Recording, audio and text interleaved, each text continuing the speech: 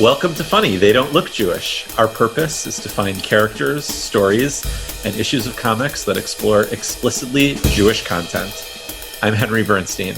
I'm Brandon Bernstein. No relation. Hello, listeners. Henry here, greeting you from the future. In July, Brandon and I had the honor of presenting an episode of our podcast live at the Association of Jewish Libraries Digital Conference. You'll be hearing a short introduction from superfan Steve Bergson, followed by our live episode. A quick shout out and thank you to Marcy Eskin, Rachel Kamen, Heidi Rabinowitz, and Robin Katzen, who were so hospitable, gracious, and open-minded to the world of comic books. Take it away, Steve. Today, we have the privilege of hearing from not just one, but two Bernsteins. Brandon Bernstein is a former campus rabbi at Northwestern Hillel. Henry J. Bernstein is an artist and teacher who teaches middle school Judaic studies at the Chicago Jewish Day School.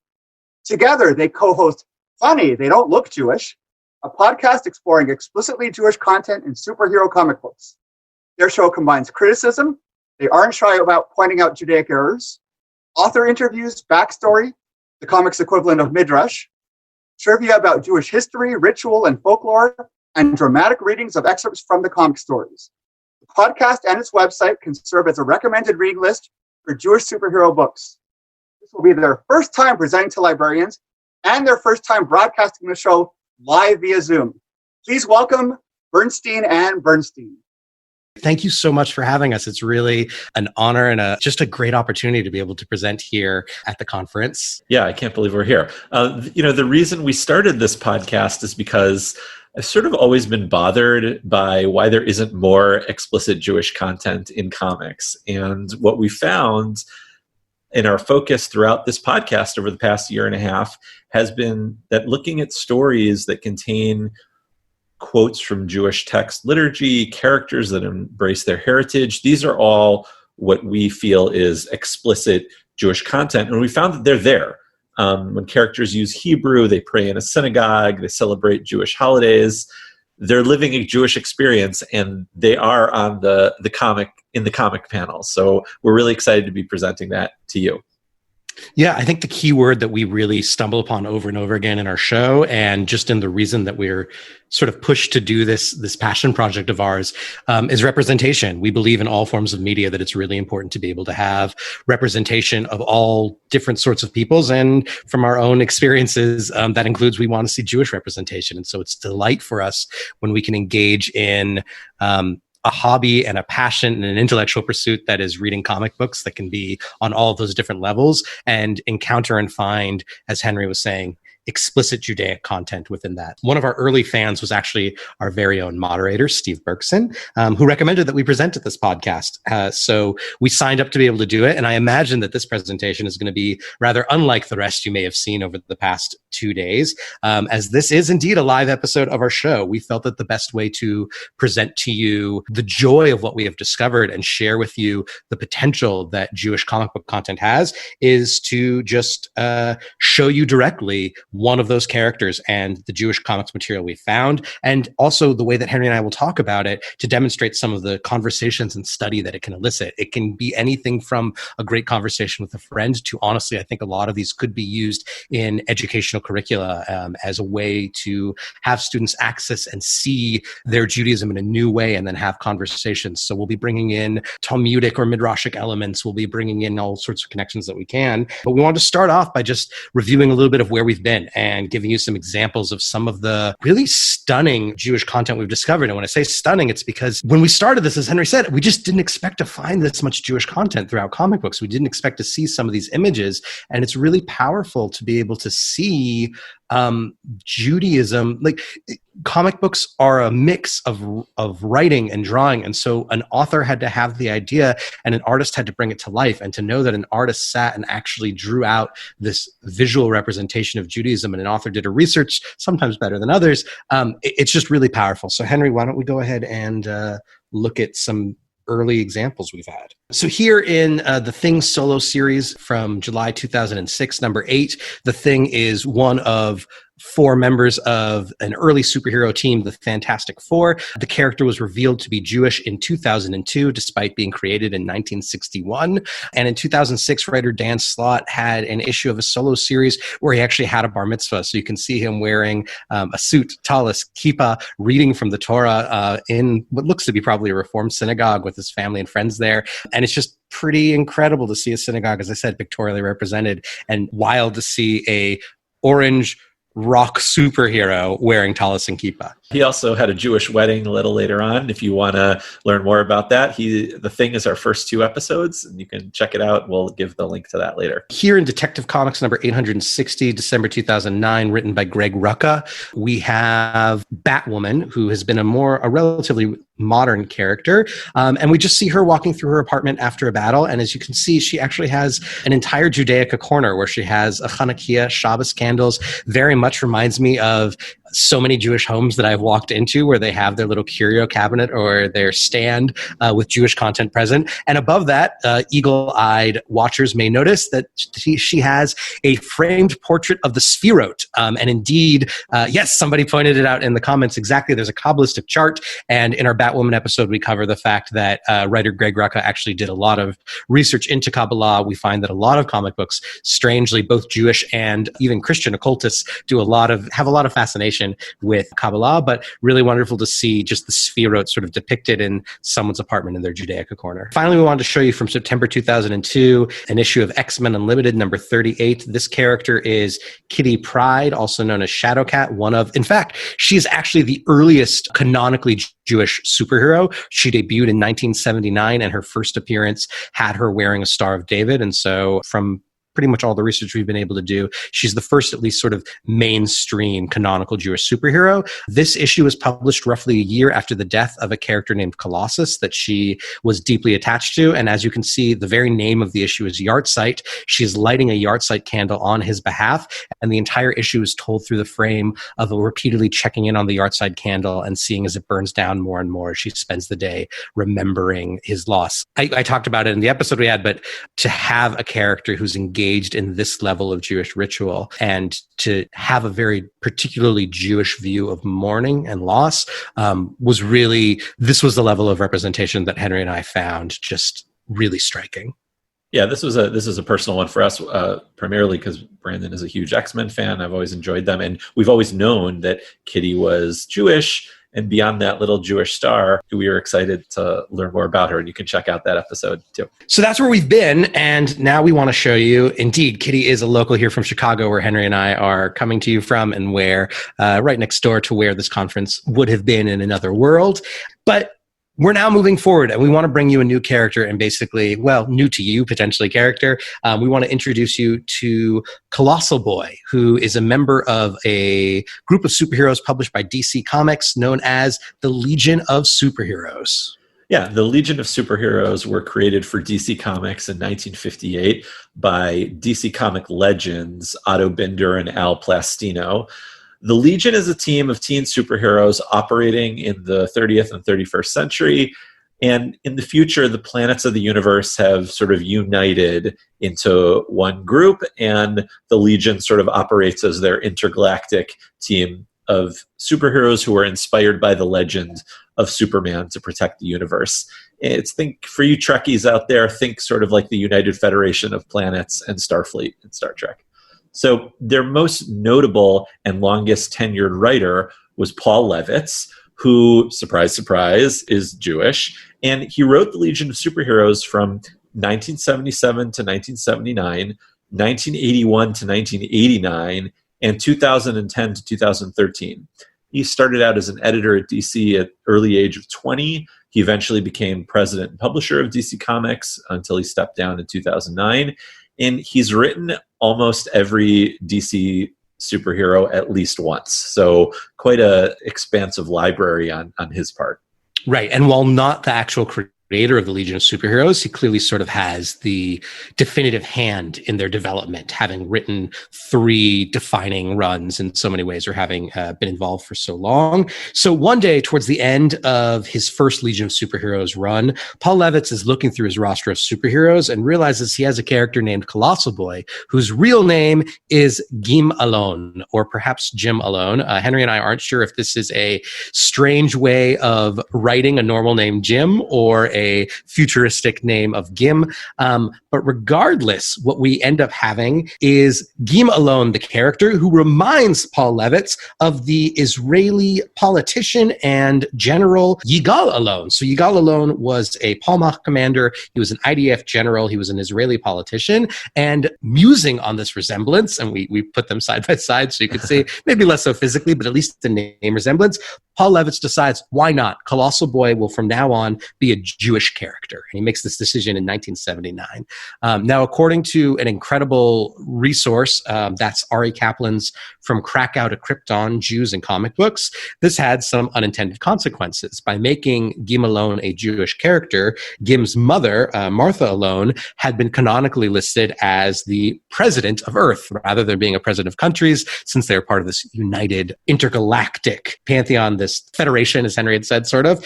Martha was the president of Earth, and as a result, that made the president of Earth a Jewish woman. And so Paul Cooperberg, who's a friend of Levitz and fellow Jewish writer, joked, that's how you know it is science fiction.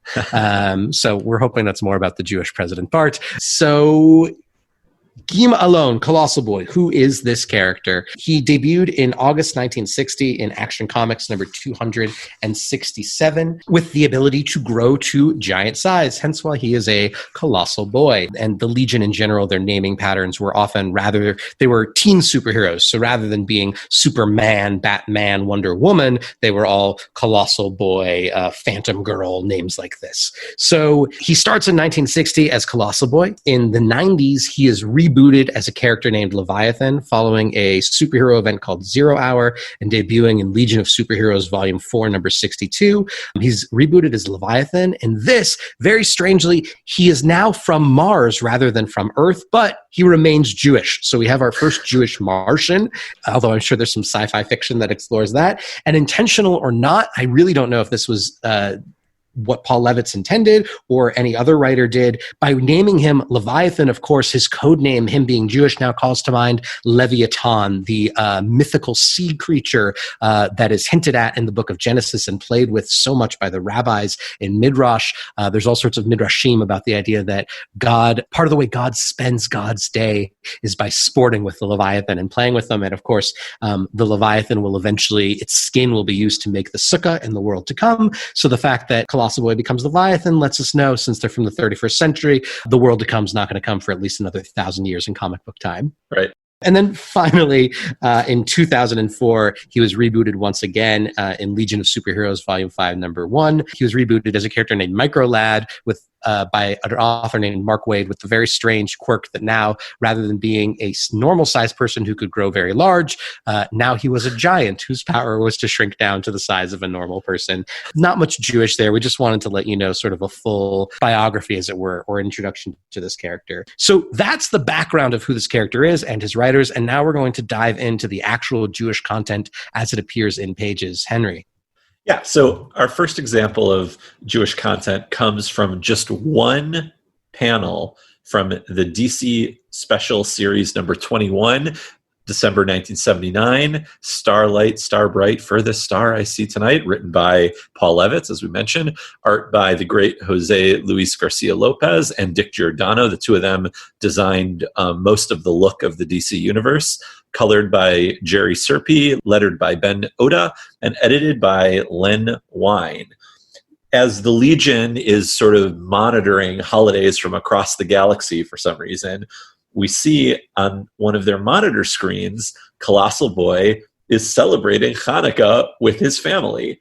And although this is only one single panel in an entire comic book, in the late 70s, that was pretty much the most Jewish content you could hope for. Right. This is actually, I mentioned earlier when we covered Shadowcat that she was canonically the first Jewish superhero, at least published by the big two publishers, Marvel and DC. And she debuted also in 1979, just a few months before this issue. So in her panel, it was just that she was wearing a Star of David necklace. And here we have Leviathan sharing what looks to be a Hanukkah meal and maybe even a Shabbat meal during Hanukkah. We're not sure. But as Henry said, this panel, although very small, for 1979, this was the most Jewish representation you could really hope for.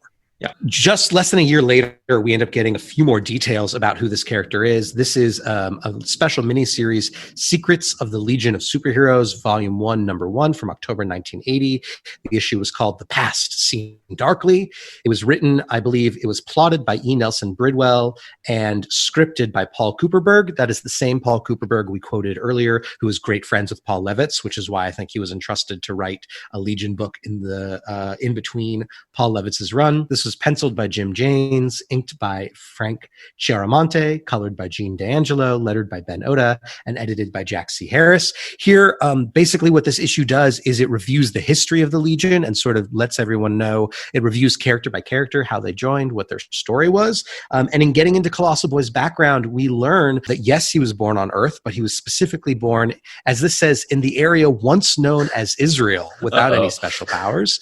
He lived in Jerusalem. So what this lets us know is that at least in this fictional 31st century, Jerusalem, the city, still exists. Israel, the state, may or may not. However, he spent his summers working at traditional farming collectives called the kibbutz. So once again, while the state of Israel's fate is unknown in the far future, the fact that there are kibbutzim, and especially that they're still involved in farming, still exists. It's really kind of wild to be able to see this. And again, it's just a quick panel. You could almost miss it, but it's this wonderful introduction of some elements of Jewish and Israeli culture into superhero comic books. And just 4 years later, we have Legion of Superheroes Volume 2, number 308, February 1984.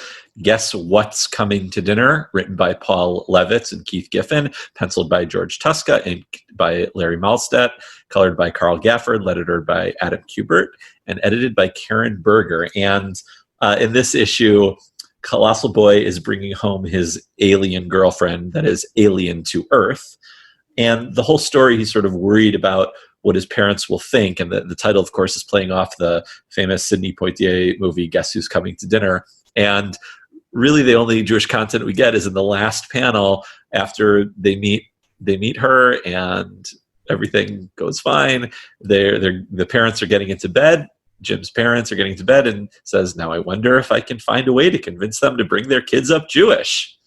Right. So before we got that reveal, the issue essentially, or the story, dives into all sorts of tensions and the idea of, it would seem on one level that it's about an allegory for racial tolerance, having somebody who's not from Earth and an alien and whether or not they could come in. And of course, as Henry said, being a reference to Guess Who's Coming to Dinner, it's clearly an issue of racial tolerance. And yet Paul Levitz has said in interviews, including an interview with The J, which is a Bay Area Jewish newspaper, he argued that with this issue, it was a sincere attempt to touch on the issues of tolerance.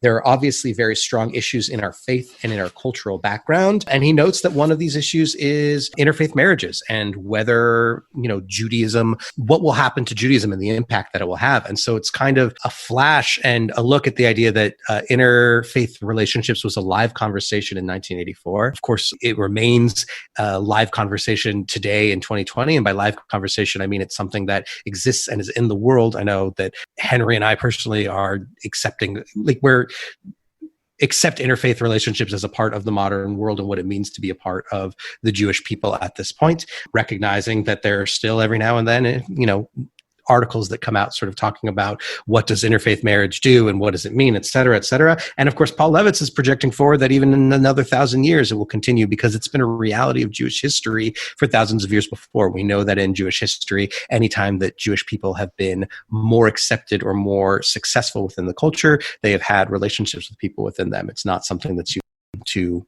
20th or 21st century America. We jump forward now about 26 years to 2010 and Paul Levitz's final run on Legion of Superheroes. This is volume 6, number 6, an issue called Acceptance, written by Paul Levitz, penciled and inked by Francis Portello, colored by Hi-Fi Design, lettered by Sal Cipriano, and edited by Sean Ryan and Brian Cunningham. On the previous panel, which we're not showing you, a character named Phantom Girl had asked Colossal Boy about skipping the Sunday dinner he was supposed to have with his mother mother who was a politician, or skipping the concept of Sunday dinner. And as you can see, Colossal Boy's response is, actually, my tribe calls it Sabbath dinner, and it was Friday night, PG. And no, I don't think Mom's pissed. And Phantom Girl, not being from Earth, says, no offense meant, I still have trouble remembering all the quaint Earth customs sometimes, which is weirdly both a celebration of Jewish culture and also a tiny dig at the concept of religion in general. But essentially what we have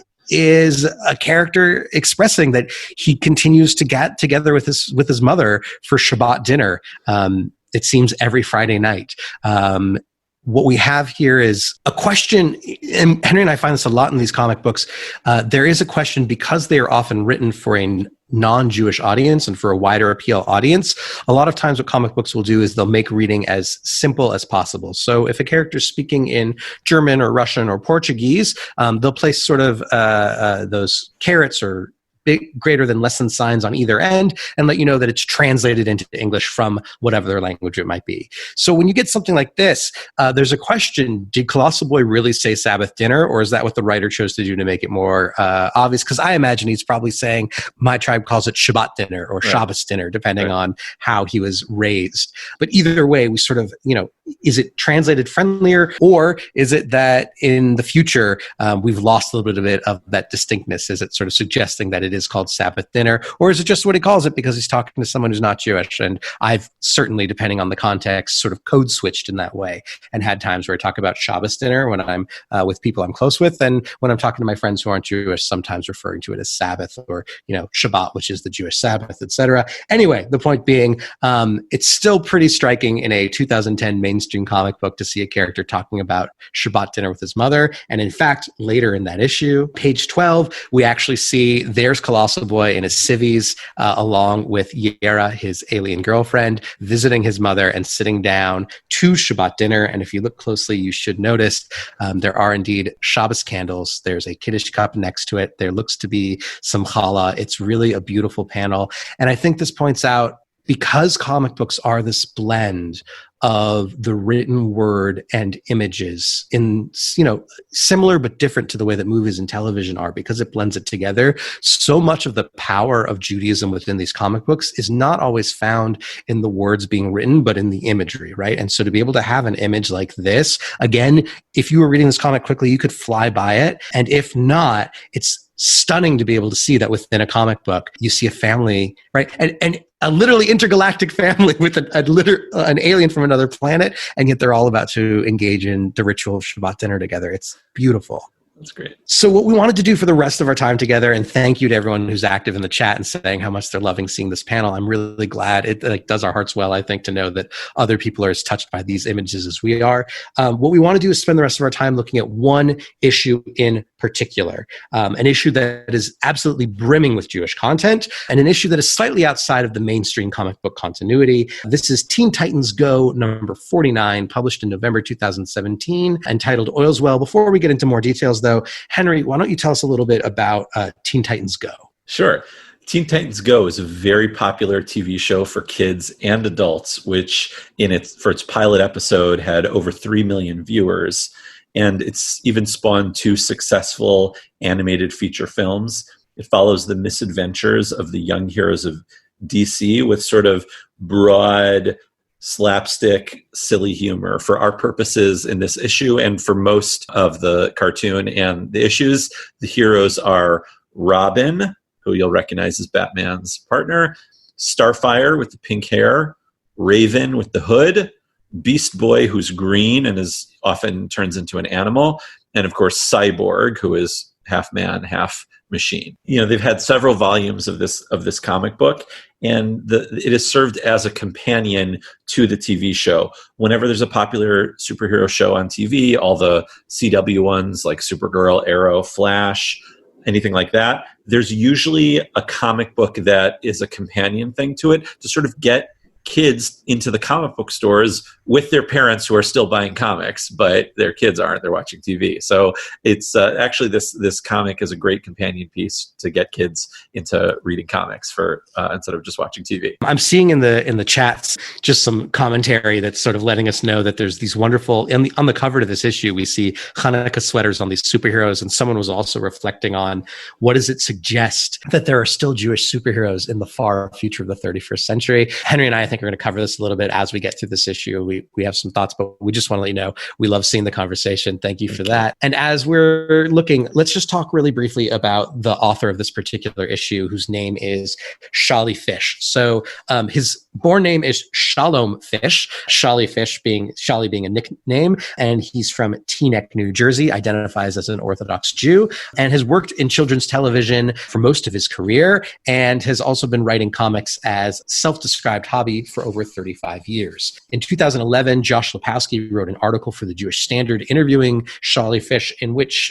he said, quote, "There are not as many Jewish superheroes as there are non-Jewish, but it's a far cry from when I was growing up, and basically every superhero was white and Christian and fit that mold in terms of ethnicity. It was really over the course of the 70s and 80s, there started to be more diversity in comics. Part of that were characters identified as Jewish, which is always a nice thing. And indeed, we showed you at the beginning that it wasn't until 1979 that we really got our first Jewish superheroes. So they weren't introduced, right? A decade after sort of the 1960s brought a newfound confidence that Jewish Americans had in their own Jewish identities. And Shali Fish, having grown up seeing just maybe a panel or two of a Jewish character, went on to write this issue that we're going to dive into, and just happens to be, as I said, one of the most Jewish issues that we've ever seen. So this comic is, one, very Jewish, and two, very funny. So what Henry and I are going to do for you is we're basically going to take you through almost panel by panel. We're going to be skipping a few, reading it, and then discussing each page where we think there's room for discussion. Great. So once again, to remind everyone, our heroes that we're dealing with here, who are the main Teen Titans, are Robin, Raven, who is in the purple, Beast Boy, who's the little green guy, Starfire, who is an alien from the planet Tamaran. She has pink hair, and Cyborg, half man, half machine. This is Teen Titans Go, number 49, November 2017. The issue is called Oil's Well, written by Shali Fish, penciled and inked by Leah Hernandez, colored by Bob Sharon, lettered by Wes Abbott, and edited by Christy Quinn. So Brandon and I are going to take you through this issue, reading the different parts of the characters. We'll do our best to differentiate the voices as best as we can, and we'll comment a little bit on most of the pages when we get to the end of each page.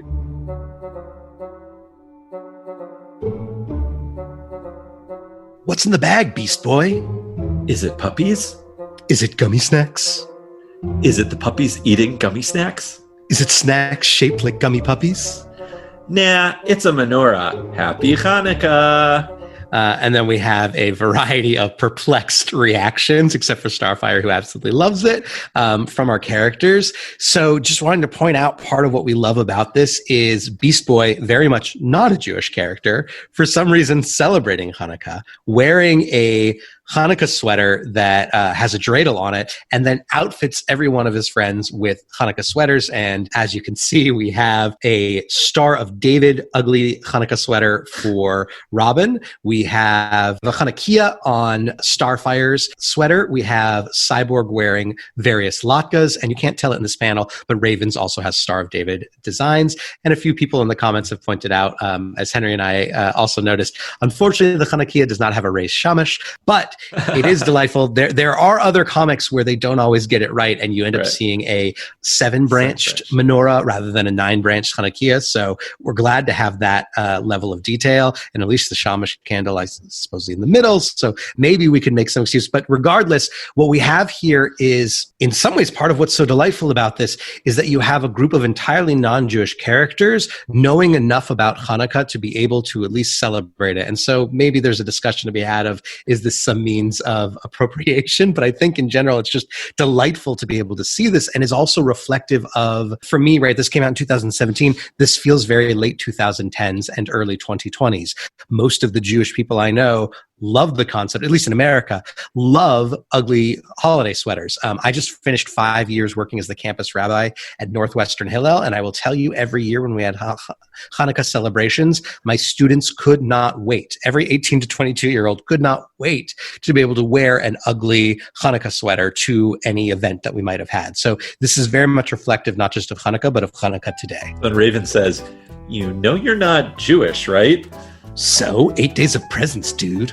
Ooh, and potato pancakes, latke party. The only thing I want to point out again is clearly something about Judaism permeates through non-Jewish culture, because we have these 5 heroes who aren't Jewish, knowing enough that at least it's 8 days. There are presents associated, knowing about latkes. Great to see. Hanukkah is a sacred religious holiday. You can't just... What's that? Portal or a hole opens in time and space, and out comes Colossal Boy saying, "Shalom, primitive Israelites. I have come from the 31st century." So we have this great introduction and example of Colossal Boy introducing himself, and we're going to find out a bit more of it. But what we end up seeing is that Colossal Boy essentially thinks that he's coming and visiting the ancient Israelites, and is calling them such. Let's go ahead and see the next panel. Did you call us Israelites? Oh, do you prefer Jews or people of the book? No, wait, I know. You must be Maccabees. You see, I've decided to celebrate Hanukkah in the traditional 31st century manner by traveling 3,000 years into the past to witness the Hanukkah story for myself here at the Great Temple in ancient Jerusalem. I think you've gone back 1,000 years, not 3,000. And this is the Jump City, not the Jerus. Oh, where are my manners? I haven't even introduced myself. I'm the Jewish member of the Legion of Superheroes.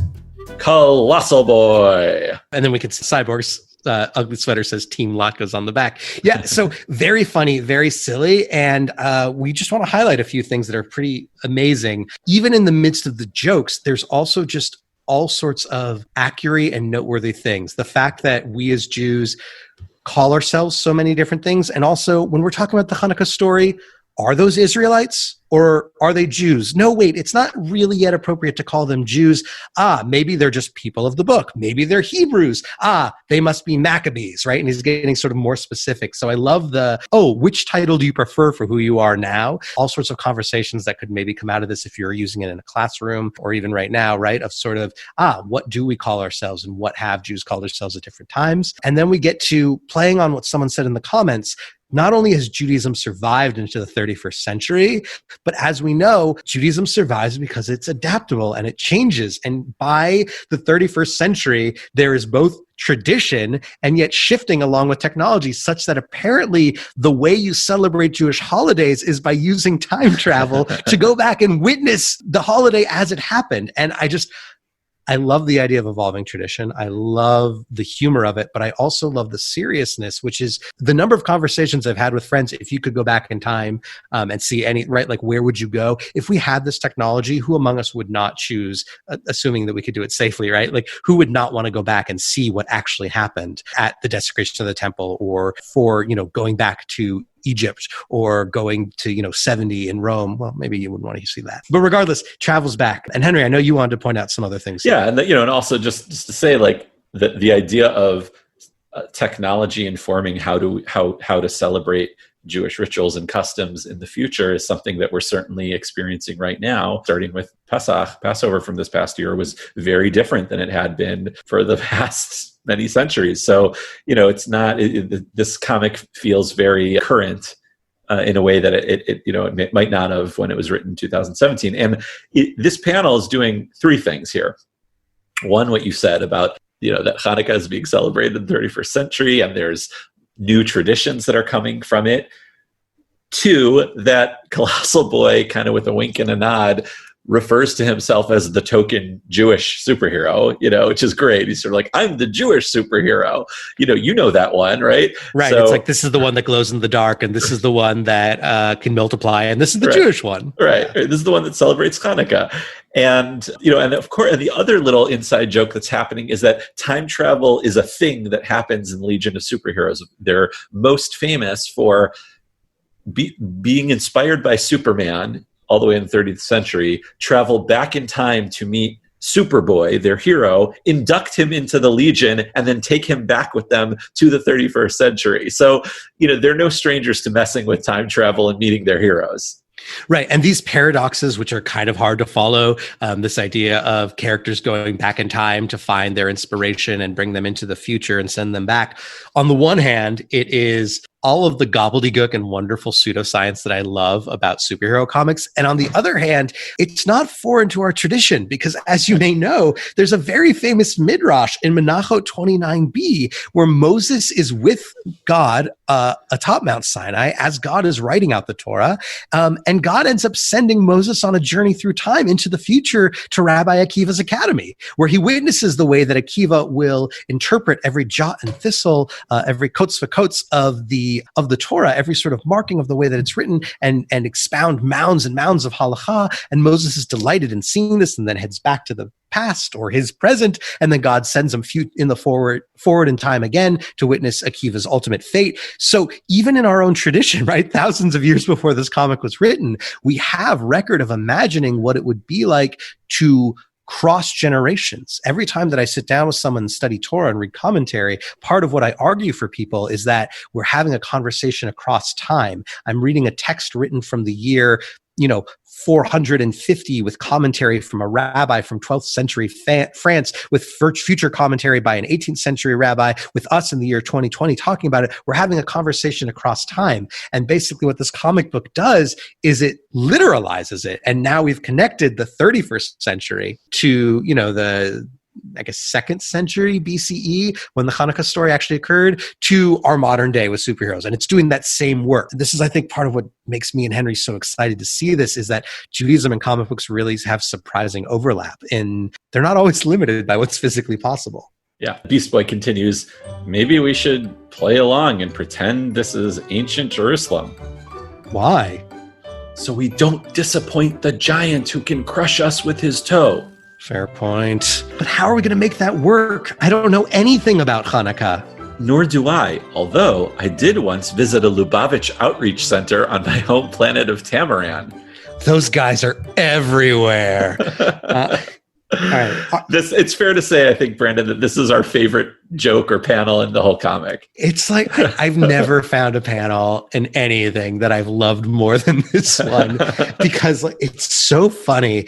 But underlying it is this seriousness, which, again, in the realm of speculative fiction, which I think comic books can sometimes apply to. Charlie Fish, as the author, sat down and thought, well, if we're in a world, right, the Teen Titans world, where superheroes are real, where interstellar travel is real, and we have access to other planets, why wouldn't Chabad go to those other planets and set up shlichim there to have kosher food just in case any Jewish astronauts or travelers show up?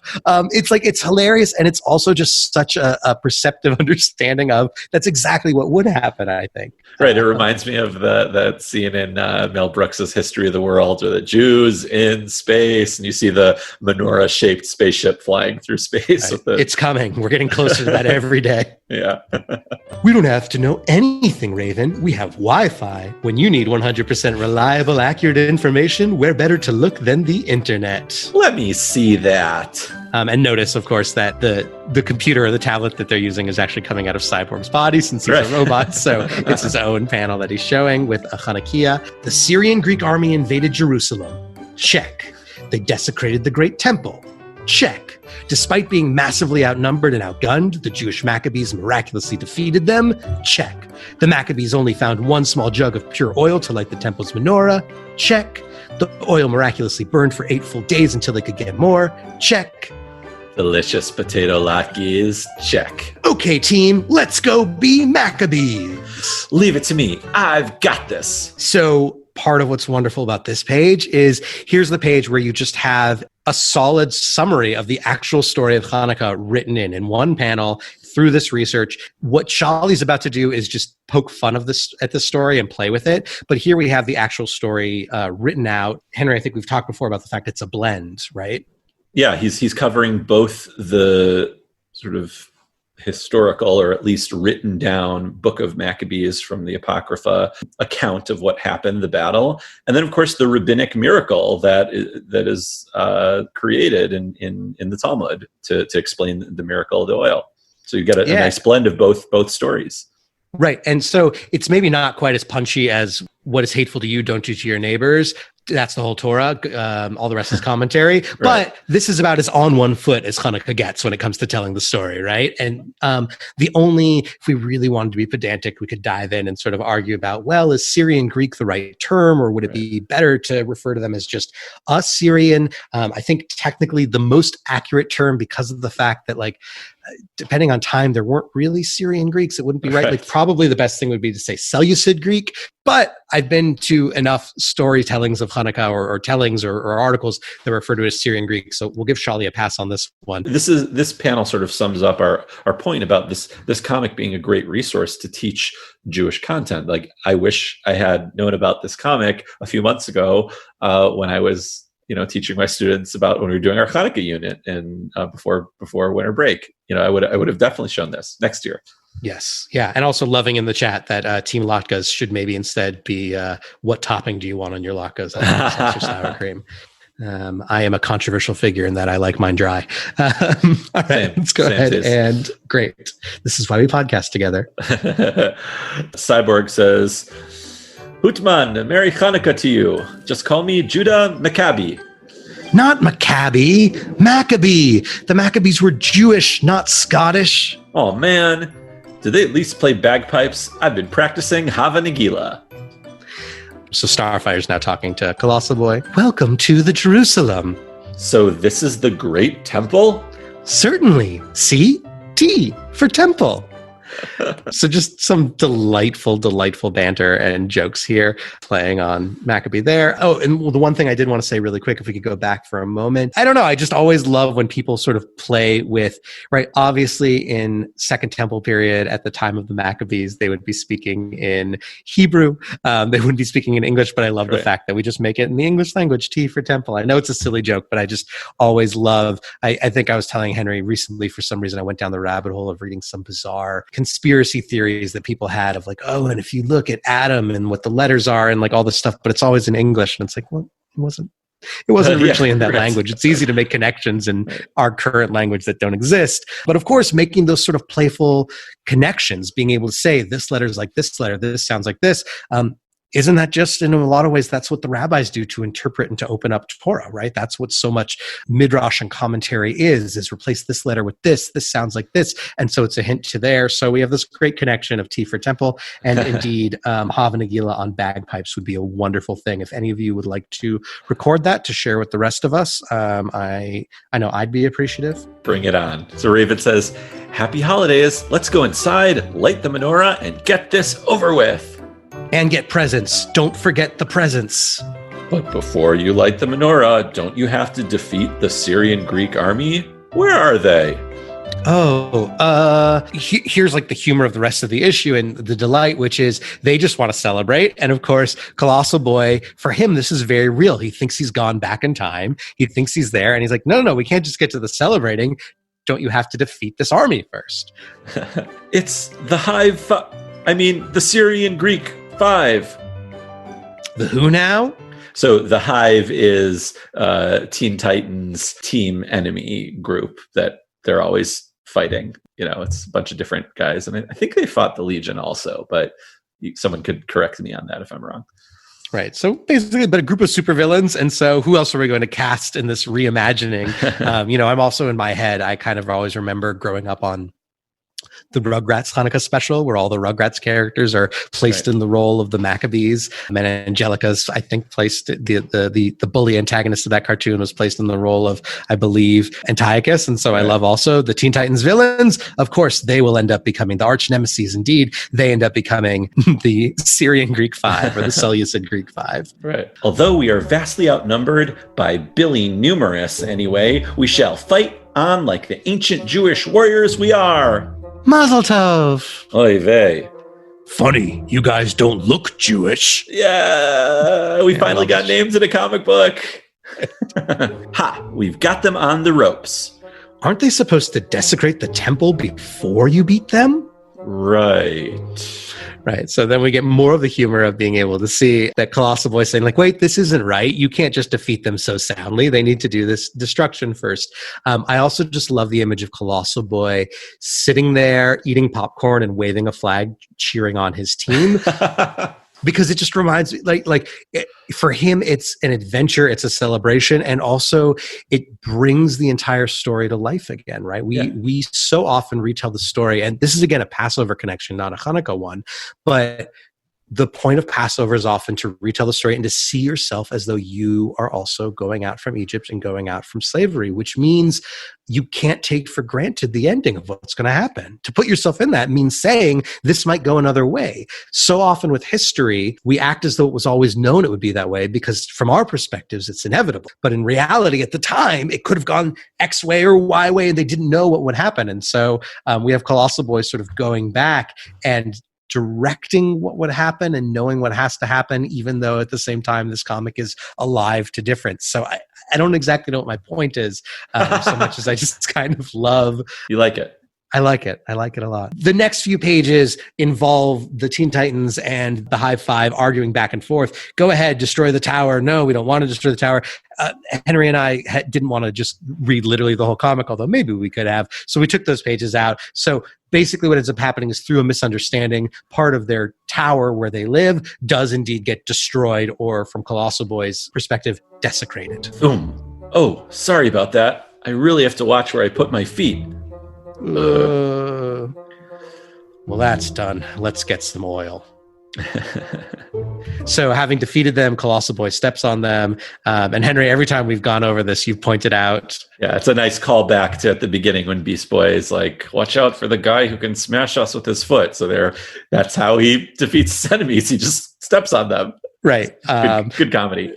Right. And totally, definitely not intended, but for some reason, it just always makes me think of God holding Mount Sinai over the Israelites, right, and the idea of like this being that's so giant and beyond sort of your understanding, right? Like if we think about, I'm not arguing Colossal Boy as God, but I am just saying like a being from the 31st century who travels back in time and could just step a foot down on you. Like that's an intimidating figure, even though he's ultimately a figure for justice.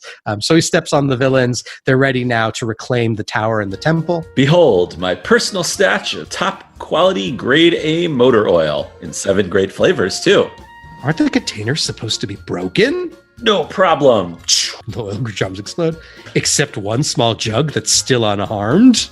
You could have mentioned that earlier. With Cyborg's supply of the oil blown to the smithereens, where shall we obtain the oil now? Follow me. So now, in reality, actually what I love about this panel is that as much as it's joking, suddenly that recreation that's just been following becomes very real, that they did just destroy all the oil. Is there anything left? How are they going to be able to solve this? Right. You keep oil inside the sofa? Why doesn't that surprise me? Aha! Here it is. See? This old slice of greasy pizza has plenty of oil. It's a Hanukkah miracle! So it looks like it's a trape slice of pizza. Right, it's totally pepperoni. Totally not fine. But, I guess we can benefit from that, although we're not supposed to benefit from the mixing of meat and milk, so questionable. But regardless, he squeezes out the oil. I love Colossal Boy shouting of, it's a Hanukkah miracle, because part of what he's doing is...